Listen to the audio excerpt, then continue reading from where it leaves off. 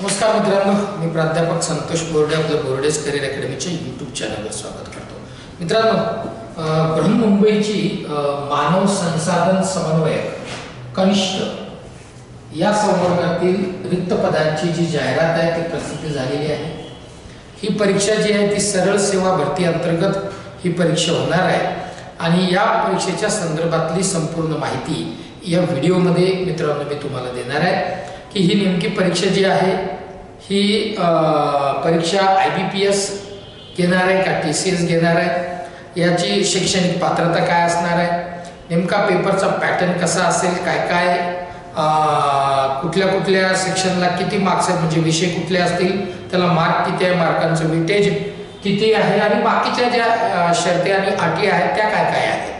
तर मित्रांनो, या सगळ्या मी या पॉइंट्स जे आहेत ते सगळे मी या व्हिडिओमध्ये कव्हर करणार आहे. बोर्डेज करिअर अकॅडमीच्या यूट्यूब चॅनलला जर आपण पहिल्यांदा व्हिजिट करत असाल तर बोर्डेज करिअर अकॅडमीचं यूट्यूब चॅनल सबस्क्राईब करायला विसरू नका. बेल आयकॉन प्रेस करा, ज्याची लिंक डिस्क्रिप्शन बॉक्समध्ये दिलेली आहे आणि ही जी PDF आहे याची पण लिंक मित्रांनो डिस्क्रिप्शन बॉक्समध्ये दिलेली आहे. बघूया की बृहन्मुंबई महानगरपालिकेची ही जी जाहिरात आहे ही सरळ सेवा अंतर्गत ही परीक्षा मित्रांनो होणार आहे.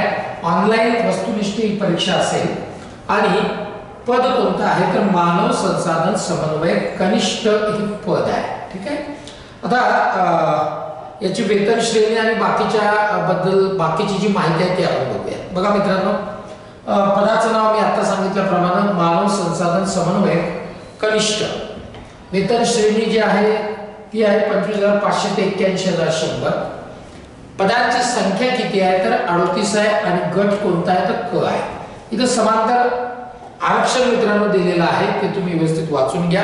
PDF जेव्हा तुम्ही ही PDF बघाल तेव्हा आधी व्यवस्थित सगळं ते वाचून घ्या आणि मगच अप्लाय करा.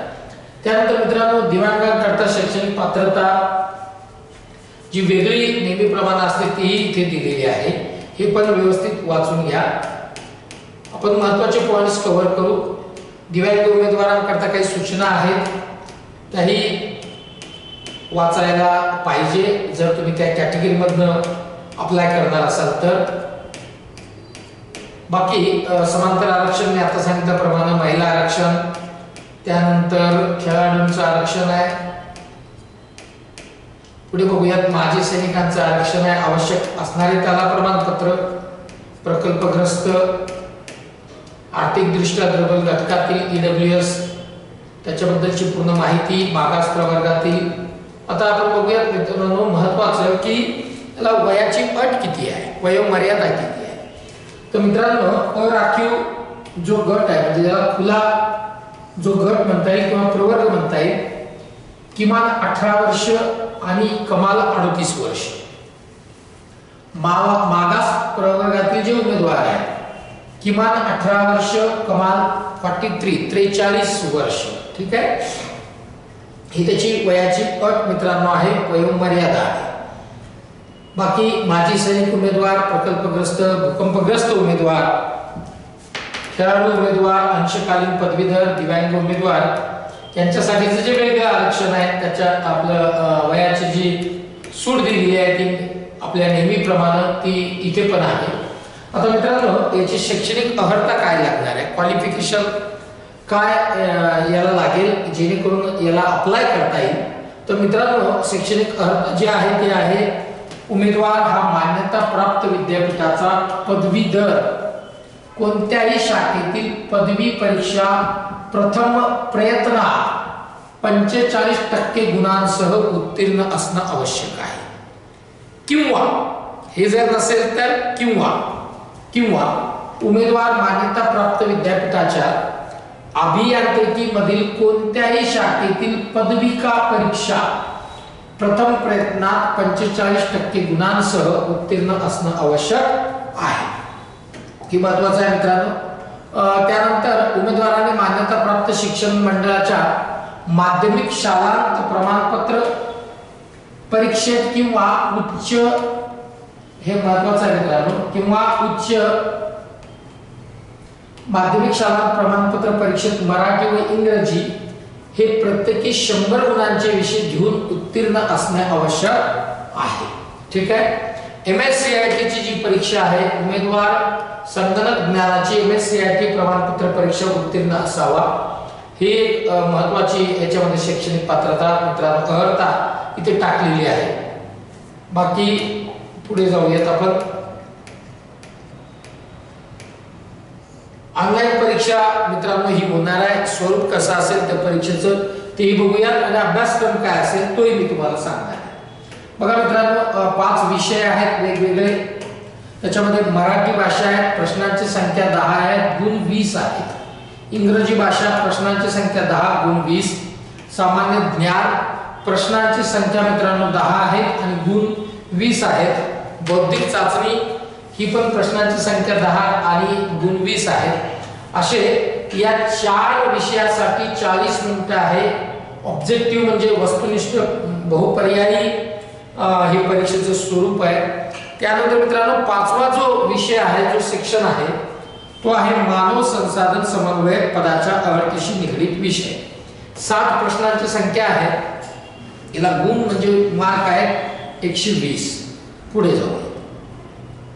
एकूण गुण 200 आणि मिनिट दोन्ही मिळून म्हणजे ते 4 ते आणि हा एक 5वा असे सगळे मिळून 120 100 मिनिटं मित्रांनो याच्यात आहे. पुढे जाऊयात.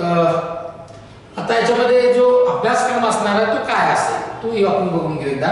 मराठी हा जो विषय आहे, या मराठी विषयामध्ये सर्व सामान्य शब्दसंग्रह, वाक्यरचना, म्हणी, वाक्प्रचार, याचा अर्थ व व्याकरण इत्यादी. थोडक्यात सरळ सेवा भरतीची परीक्षा देताना कुठलीही परीक्षा सरळ सेवा अंतर्गत असणारी त्याच्यासाठी मराठीचा जो सिलेबस असतो तोच मित्रांनो तो इथे पण आहे. इंग्रजी सर्वसामान्य शब्दसंग्रह, वाक्यरचना, व्याकरण इत्यादी.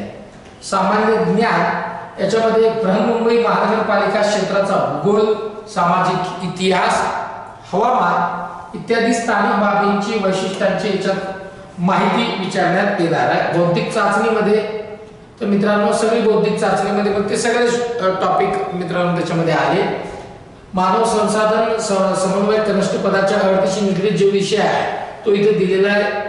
ते तुम्ही व्यवस्थित बघून घ्या काय काय असणार आहे ते.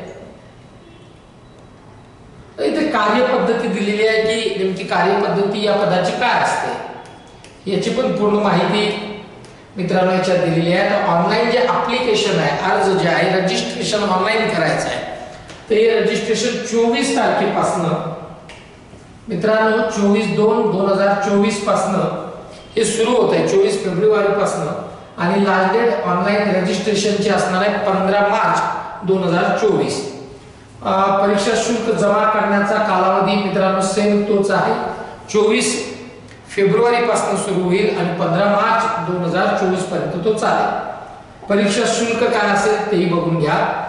परीक्षा शुल्क जे आहे खुला प्रवर्ग 1000 रुपये आणि मागास वर्गीय जे आहे ते 900 रुपये. माजी सैनिकांना परीक्षा शुल्क नाही. जाऊयात पुढे. अजून काही महत्त्वाचं आहे का तर परीक्षाची जी तारीख आहे, परीक्षा काही कारणास्तव जर पदभरती प्रक्रिया स्थगित अथवा रद्द झाल्यास उमेदवारास पदभरती शुल्क जे आहे ते परत करता येणार नाही असं इथे क्लिअर मेन्शन मित्रांनो केलेलं आहे. त्यानंतर ऑनलाईन अर्जासोबत उमेदवाराने जी शुल्क भरलेलं आहे ते ऑनलाईन परीक्षेच्या वेळेस सदर ई पावतीची छायांकित म्हणजे झेरॉक्स प्रत प्रवेश पत्रासोबत सादर करणे आवश्यक प्रत्येकाला असणार आहे. ठीक आहे.